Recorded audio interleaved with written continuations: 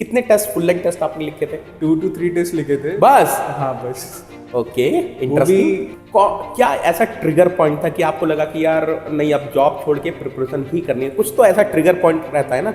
मैं जब जॉब में था तब क्या थी स्ट्रेटेजी? स्ट्रैटेजी सर सिंपल कि मेरे को बस कि सर रिवीजन कैसे करें उनको, मतलब सर रिवीजन के लिए आई वुड से कि for everyone revision is very boring. Hello नेकी सोल्जर्स।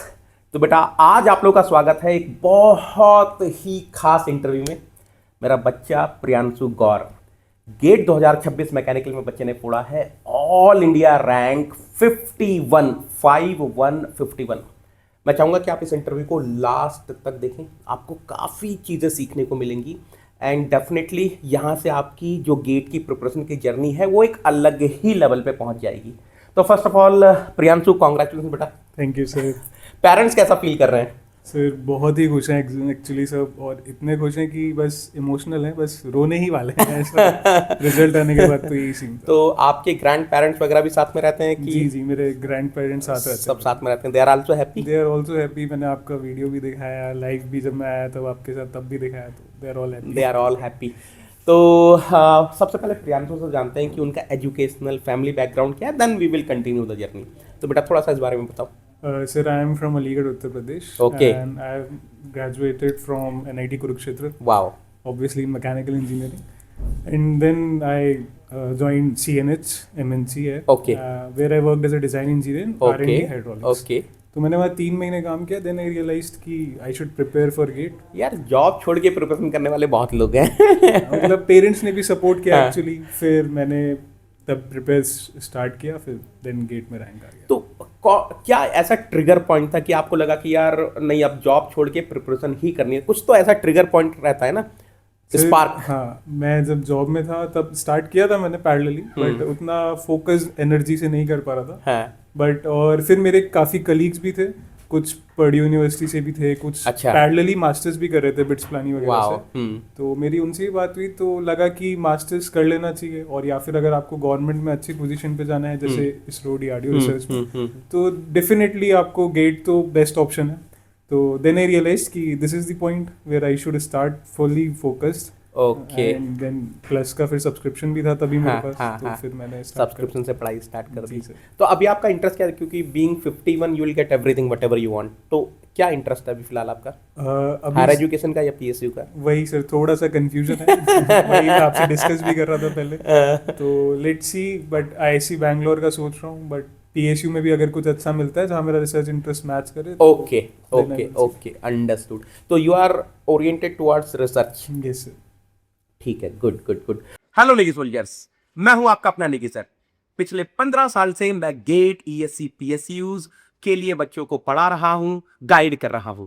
मेरी पर्सनल गाइडेंस में बहुत सारे बच्चों की ऑल इंडिया रैंक 1 आई है, फिर चाहे वो एक्सी की ऑल इंडिया रैंक 1 हो या इसरो की ऑल इंडिया रैंक 1 हो। अगर आप भी गेट के लिए प्रिपेयर करना चाह रहे हैं, मेरी पर्सनल गाइडेंस में प्रिपरेशन करना चाह रहे हैं, तो आज ही ज्वाइन करें अनअकैडमी प्लस। Thank you.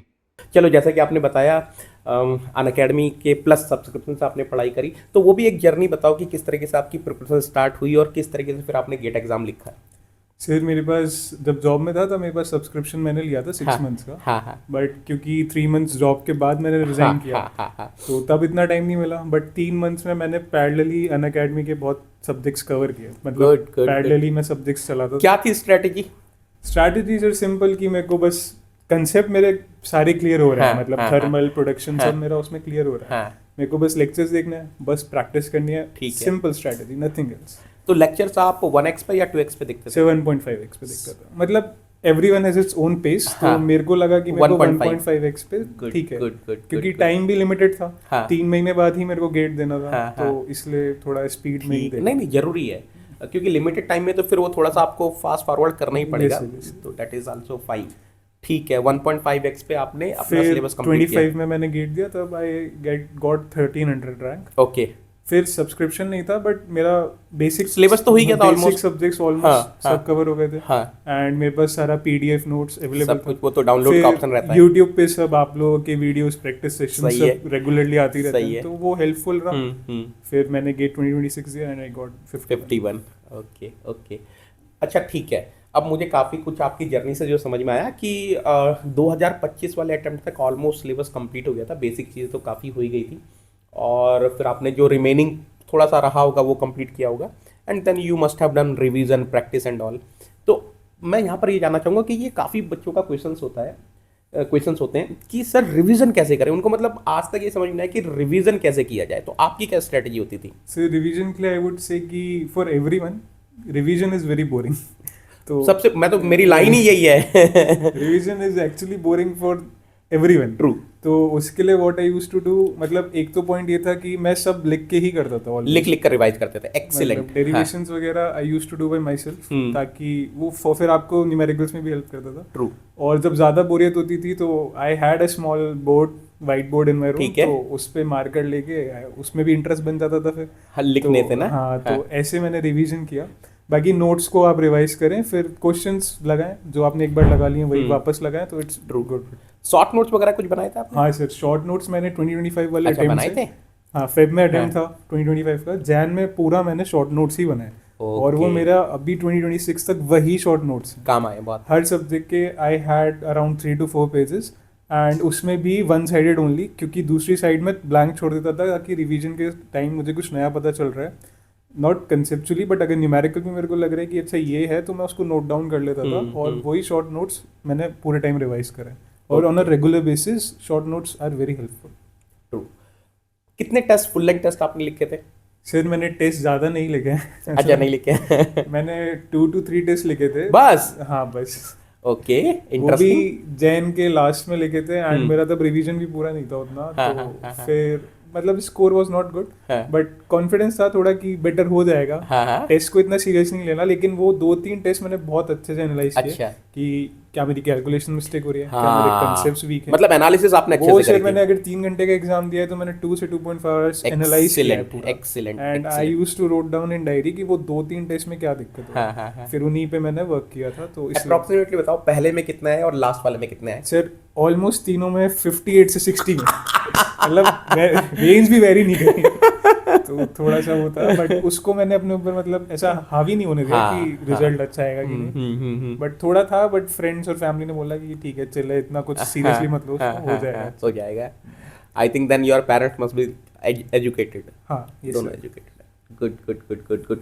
तो यार देखो, मतलब हर किसी की स्ट्रैटेजी वेरी करती है। बच्चे ने मतलब जितना मुझे समझ कि मोस्ट ऑफ द फोकस रखा कि यार मेरा रिवीजन स्ट्रांग होना चाहिए, जितना मैंने पढ़ा है वो टिप्स पर होना चाहिए, और 2-3 टेस्ट लिखे हैं, full length test, and then he has done well. मेरे ख्याल से आपके एक्चुअल मार्क्स एफएलटी से ज़्यादा है। यस सर, क्योंकि सर इस बार पेपर एक्चुअली ऐसा था कि जिनका कंसेप्ट स्ट्रांग था दे एक्सेल्ड, तो मेरा एक प्लस पॉइंट हो गया 2025 के कंपैरिजन में, जहाँ इजी था पेपर काफी।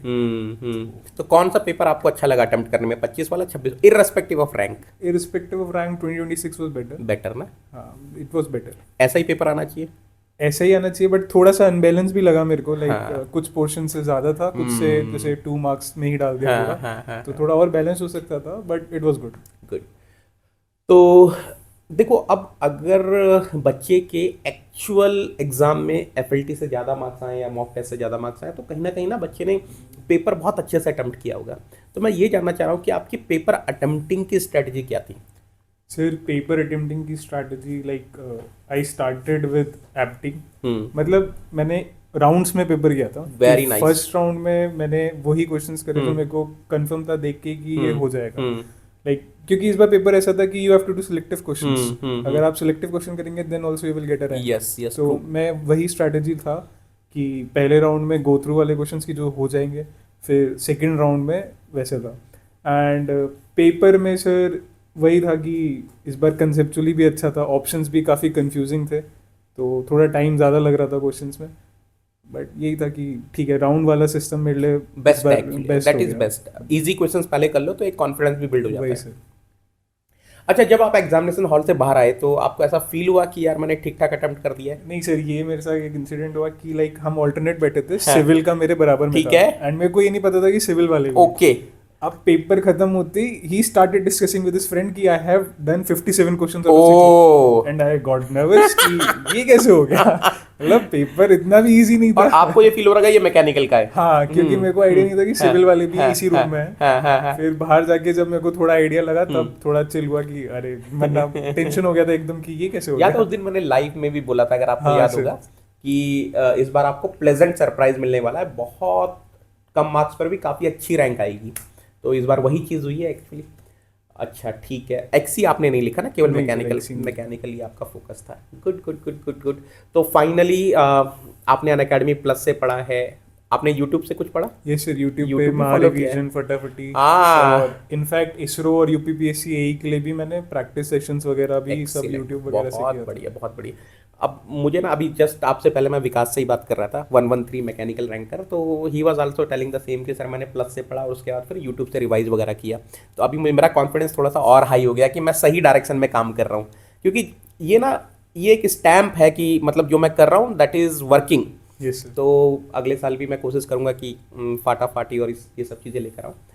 संकल्प 2027 25 किया था, 26 किया था, अब 27 आएगा।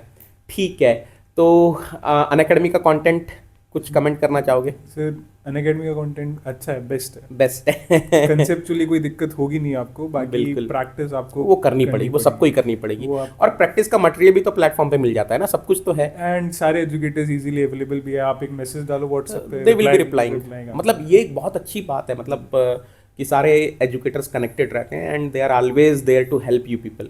तो वो एक अच्छी बात है अनअकैडमी की। तो मेरा कोई डायलॉग क्लास का याद है? एंट्रोपी मैडम का कॉल आ रहा है, चंपू बेटा, यही सब स्लैंग्स जो थे वही याद है सारे। मेरे को एक बच्चा बोलता है, मैं ऐसी इंटरव्यू ले रहा था, बच्चा बोलता है कि सर अब मैं तो सर आप ही की लैंग्वेज यूज़ करने लगा हूँ, बोलो रे बाबा। मजा मजा मजा मजा मजा मजा मजा मजा। सारे स्लैंग्स ही हैं आपके वही। चलो, तो कुछ फ्यूचर एस्पिरेंट्स को आप एडवाइस करना चाहोगे 2027-28 के एस्पिरेंट्स जो हैं? सर वही एक चीज़ जो हम कल भी डिस्कस कर रहे थे कि लाइक PYQs आपको करने चाहिए करनी चाहिए। For conceptual clarity, Definitely. And but नए क्वेश्चंस, नए क्वेश्चंस भी प्रैक्टिस करने चाहिए, जो कि आप करवा देते हैं, एंड सारे टीचर्स करवा देते हैं सारी अकेडमी चीज़ें पे। करवाते बट आपको प्रेजेंस ऑफ माइंड पेपर में बहुत जरूरी है। जरूरी है। इस बार पेपर में सबने ऑब्जर्व किया होगा। डेफिनेट, और ये आई ओपनर है। मतलब देखो, मैं तो आपको बहुत क्लियरली बोल रहा हूँ, 2026 मैकेनिकल का जो पेपर है वो आई ओपनर है कि भाई रट कर आपसे एग्जाम नहीं निकलेगा, सिर्फ PYQs करके आपसे एग्जाम नहीं निकलेगा, ऊपर ऊपर से पढ़ के जाओगे एग्जाम नहीं निकलेगा। आपको कहीं ना कहीं डेप्थ में अंडरस्टैंडिंग करनी पड़ेगी, PYQs लगाने पड़ेंगे, उसके साथ साथ नए क्वेश्चंस भी करने पड़ेंगे। सिर्फ इतना ही नहीं, रिवीजन भी आपके टिप्स पर होना चाहिए। और बच्चे ने बोला ना कि रिवीजन बहुत बोरिंग है, एग्जैक्टली मैं भी यही चीज़ बोलता हूँ आपको, है ना, कि रिवीजन उससे बोरिंग चीज़ कुछ है ही नहीं, बट वो इंटीग्रल पार्ट है आपकी प्रिपरेशन का। अगर आप रिवीजन नहीं कर रहे तो कहीं ना कहीं वो एग्जाम में आपकी परफॉर्मेंस को हैम्पर करने वाला है। तो मेरी सलाह आप लोग को यही होगी कि आ जाओ प्लस पर, है ना, जैसे इन बच्चों ने प्लस से फोड़ा है, मिलकर मेहनत करेंगे, मिलके फोड़ेंगे, है ना। तो प्रियांशु, वंस अगेन बेटा congratulations, thank you sir, and I am feeling very happy meeting all of you personally 1-to-1। Thank you sir. क्योंकि क्या ऑल्सो फीलिंग हैप्पी। जनरली क्या होता है कि मतलब चेहरे तो हम नहीं देख पाते ना, बट ऑनलाइन में थोड़ा वो हो जाता हाँ है। वो चीज़ है। बट जब मैं अभी आप लोगों से मिल रहा हूँ, आप लोगों से बात कर रहा हूँ, आप लोग के हंसते हुए चेहरे देख रहा हूँ, है ना, तो आई एम फीलिंग प्राउड कि यार we are doing something good. चलो, ऑल द बेस्ट बेटा for future endeavours. Thank you so much बेटा, thank you so much. I hope आपको यहाँ से बहुत सारी चीज़ें सीखने को मिली होंगी। All the best for your future attempt.